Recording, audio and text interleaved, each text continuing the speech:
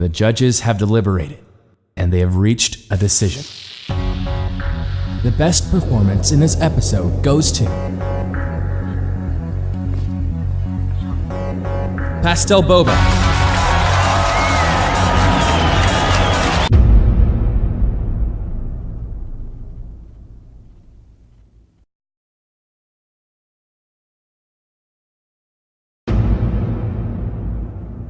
So, Pastel and Josh, you two are the finalists because both of you have the passion and determination that it takes.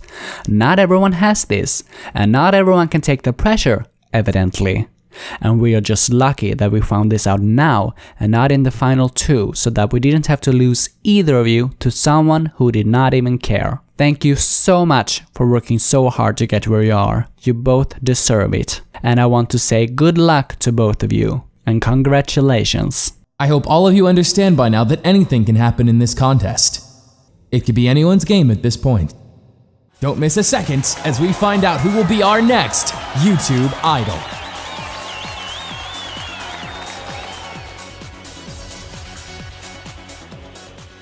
I was rooting for you! We were all rooting for you! How dare you!